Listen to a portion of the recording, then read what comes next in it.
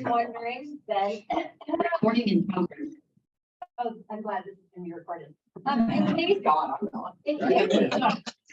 you all have been wondering, since the last time that Jana was here, she does still have her toenail. It hasn't fallen off yet. I'm shocked that you weren't. Yeah, yeah. So if you weren't here last time, you're wondering what the heck we're doing. So that was like fun fact.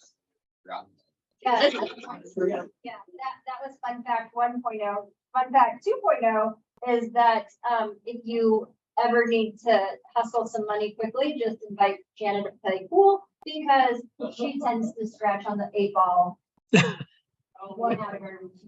It's not wrong. I have a cheap ass pool table in my garage. And so when folks come over, we play pool on it, and it's not perfectly level. It's not any number of things, but it's kind of fun and it's cheaper than going out to play pool. So, but yeah, the table is cursed about 50% of the time. It does not matter who will scratch on the 8-ball. No, so it's not you. Oh, but I'm just the one who plays it most often. Chris has a good tracker. His may be closer to only 30%. So for those of you who don't know, I'm Jana Sanchez. I run a company called Alchemy with Words. We help people transform their everyday communication to increase their reach, revenue, and impact.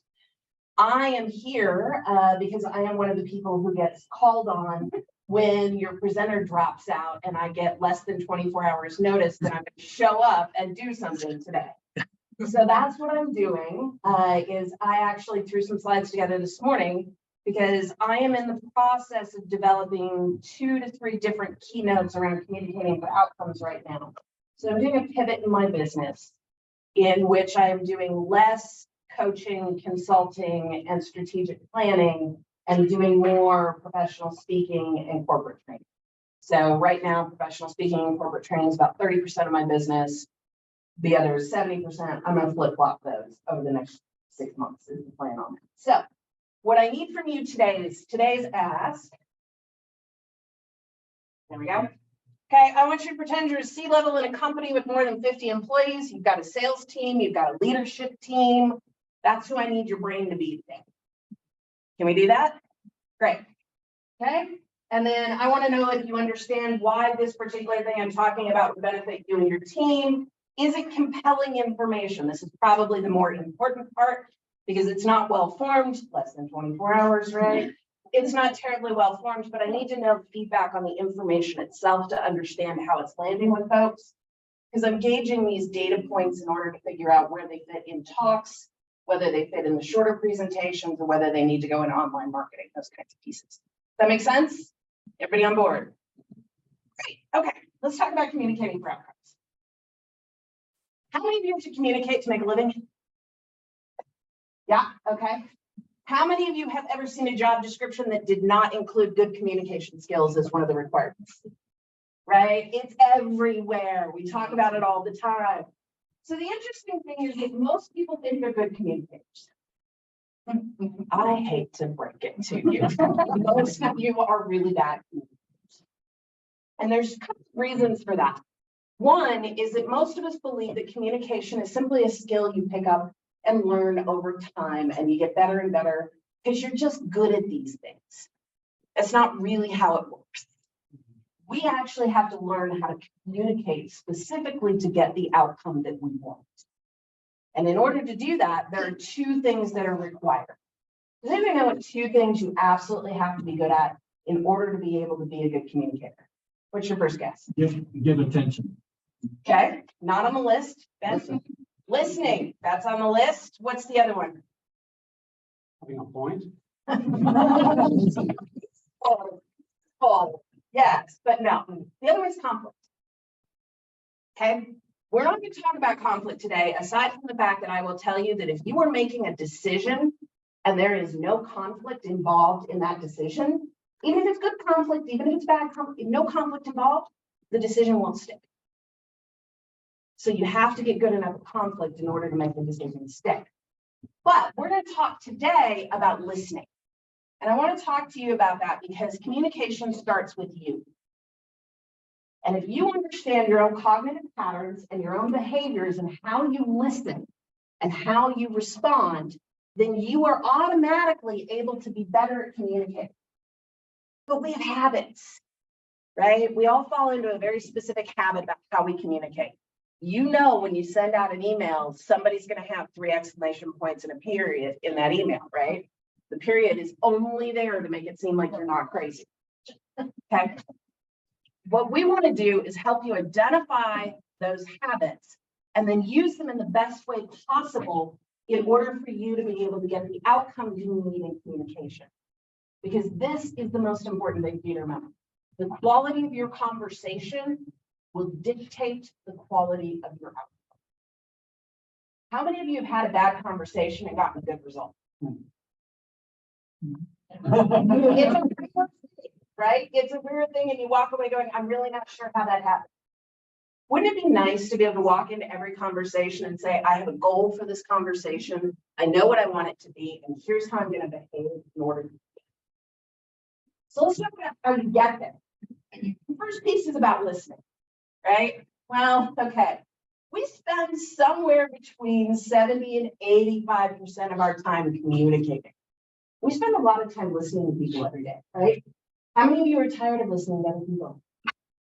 There's a few of you. Introverts, you're allowed. Okay. There's some other pieces we need to know. We lose almost an entire workday a week because of poor communication. We lose millions every year due to poor communication inside of companies.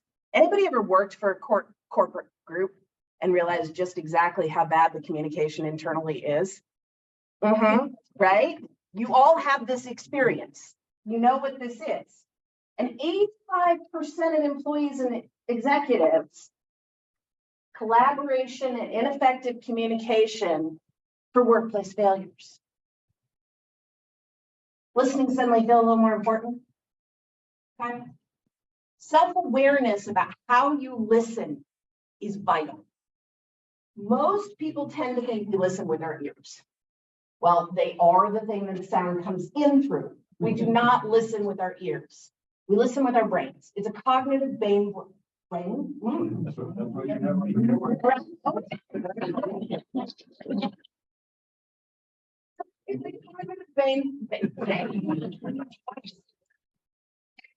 No two brains, including the one that's not functioning, are alike. So what I listen for is very different than what Bill listens for, which is very different than what Dane listens for. And I don't even want to talk about what Chris listens for, right? They're all very different things. Your brains work differently. So how do you get to know whether or not your brain listens in a specific way? We give you a test. So this is the new certification I have just gotten for the Echo Listening Profile.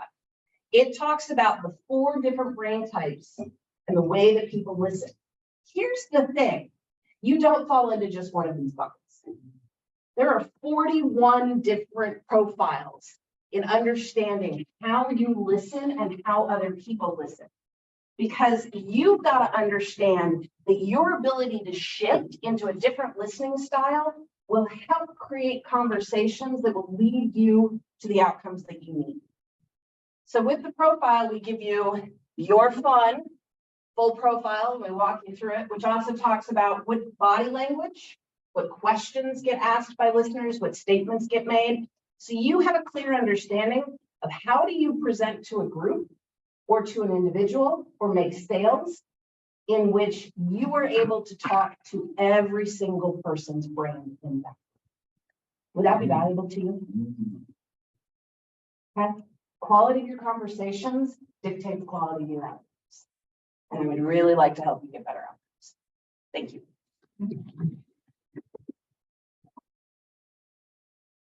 673 on 24 hours. Way to go, And I hadn't rehearsed, so there we go. All right. It's like your time for 607. It's been a few years. I can do it.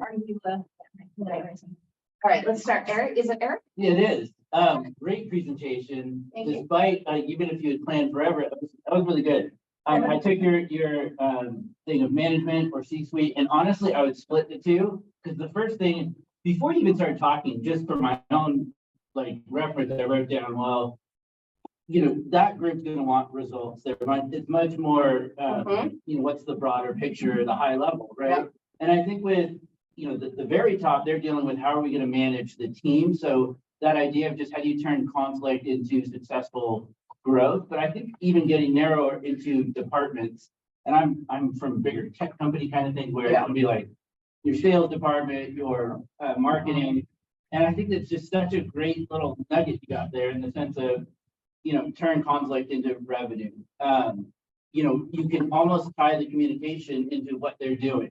A sales team is going to I only train. had 6 minutes to do it, but yeah, I get where you're going.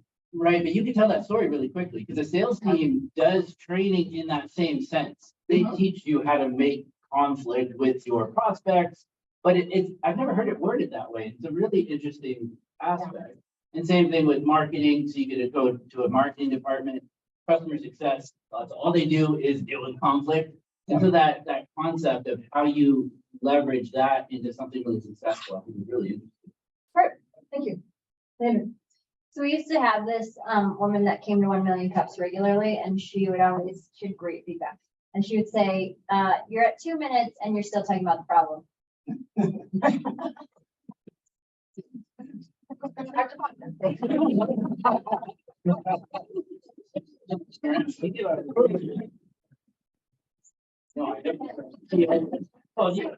Okay, so here's where I started, and this is where I realized I'm like, oh, this is what you didn't give me, is that when you gave me the how, like the listening styles, I went, sounds like too much work. And what are we gonna get out of this? Because there's like, it's just one more personality test. I know you're gonna tell me this now, but It's great. This is the right? feedback I need, right? This is one more personality test, which is always interesting and it's exciting, but what did we ever actually get from this? Like, I see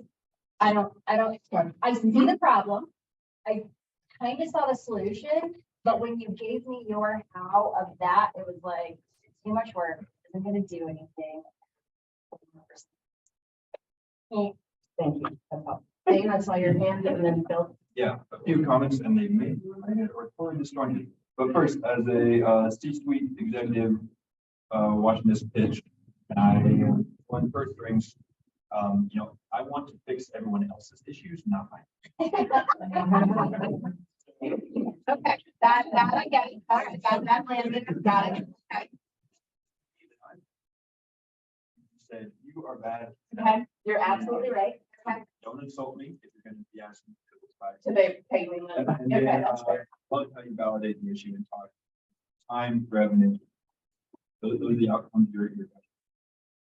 And so after you present the solution, which is that assessment, back to those outcomes to say, this is how this Right. solution. And then say. remove yourself. Phil. Yeah, I think the self-awareness part about how you listen is really important. But I think to close the loop, you also have to understand how the person you're communicating to listens, right? So their personality type. And then it's a matter of matching the two. Which I did not talk about well enough. Right, you didn't talk about the other part, so, and once again, this is the kind of the problem of a lot of the personality, Myers-Briggs things is you spend a whole 90 minutes on you, and then you squeeze in the other, and the whole point is so you can adapt to the other person's listening. And to me that, so yeah, you need to add that second part, I think. Yeah, because this stuff did not come across as this is teaching you how to get what other people listen. Right. Got it. And that's also the overwhelm. It's like, oh. Oh, yeah, yeah. So that's, yeah. Okay. And then Diane? Dan, yeah, I was just, saying something on C-suite. As an executive, one of the things that hit me is I get extremely frustrated with the lack of collaboration and listening and cross team.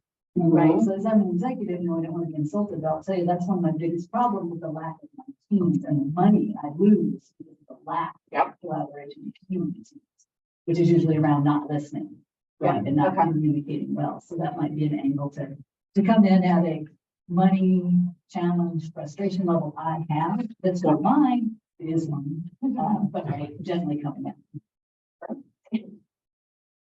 I liked your explanation of the problem, especially with the money lost because of bad communication.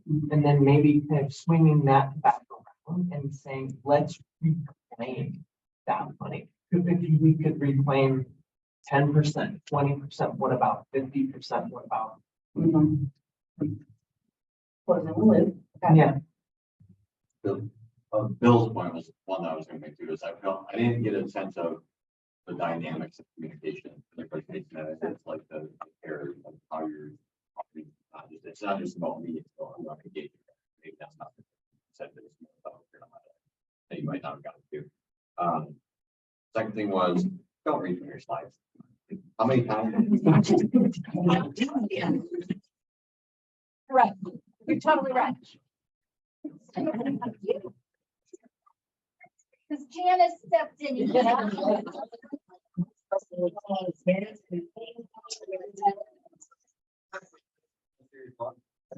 love the problem highlights that where you talk about the monetary impacts of it. I'd like to see those in more visual, a slide full of words. If you can work with a graphic artist or whatever, and make those graphics and somehow make them impactful and memorable, I think that would add a lot of value to the. You should have had Chris make your slide this morning. You should have time. All right, thank you all very much.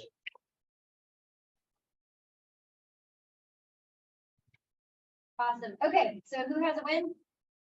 I have a win. Who has a resource that we need to know about and who needs help? So my win is I did get a new client from missing last week, so that was totally worth it. But so most of you know the business side of me, but I also spent half my career in politics. And I think I kind of have a win this morning. I'm going to claim victory anyway.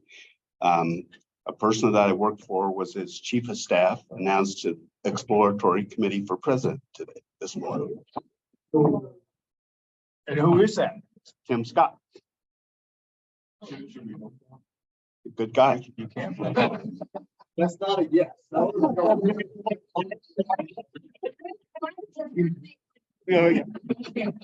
Well, he has a great message. And so you watch his video, see. Yeah.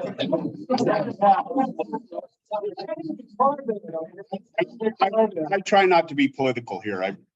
You see the business side of me, but yeah, watch his message. You make the decision. There you go. There you go. I can't make the decisions for you. Right. Yes. Fair bounds. Very. But listen very But carefully. listen. Who else? As of this week, Isolation Coffee is now doubled, merged with another coffee roaster here in town. Wow. We've been together for the past 4 months, and we started business. I'm started roasting, and we want to do the different pieces of it.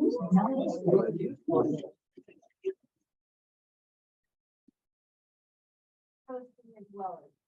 It is better than mine. Brittany did roast.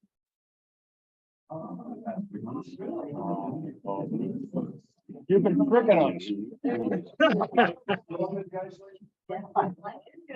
I ask, was this something that came out of the mentioned elevator? Like, we went through exploring it. We were exploring, like the conversations that would come out of it together. Yeah, we've been working together already. But we went and signed up for that. That we both forced to talk about the business, which was really helpful instead of just being super excited. yeah. So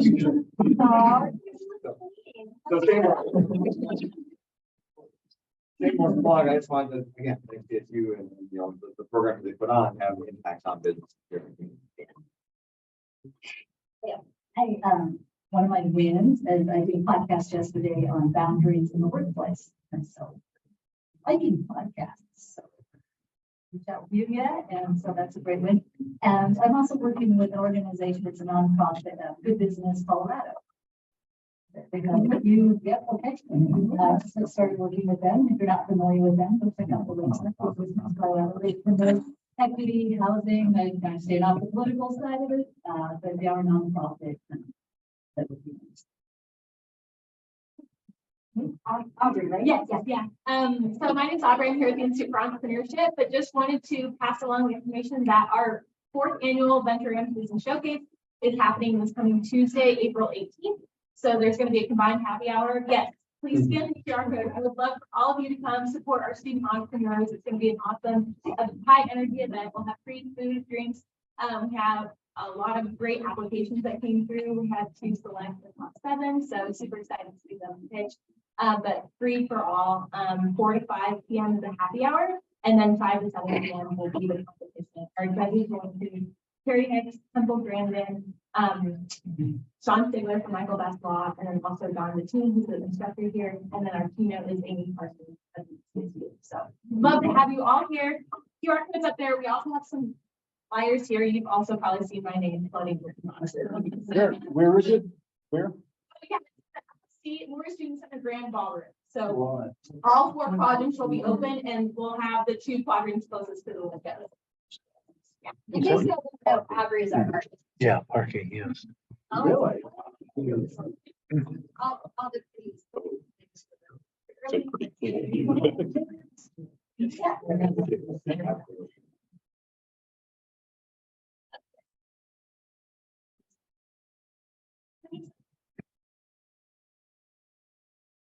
Need business coming in. We do have slots to speak. Yeah. In May. Yeah. Be more than happy to.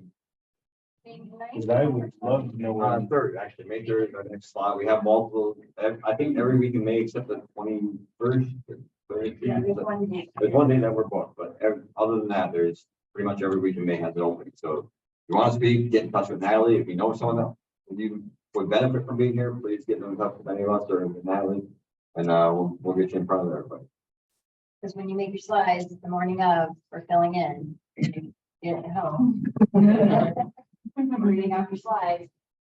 It's good for me. I'm not gonna jab when I can. You got a little too confident. Walking close to the street. Right. Any other wins, resources, help? Monday, 9:30, NOCO Next, is a job seeker, organization, and Jana's going to be speaking this coming Monday for NOCO Net. NOCOnet.org. On interviews. Yeah. And other things. Usual. Awesome. Here in Fort Collins. Okay. Yes, over, right, it's near Lemay and Prospect. You can get the address from the website. NOCOnet.org. Yeah.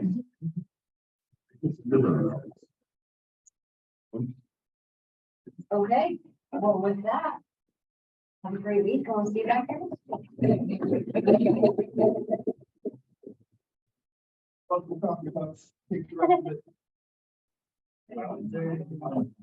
Come to stage next week.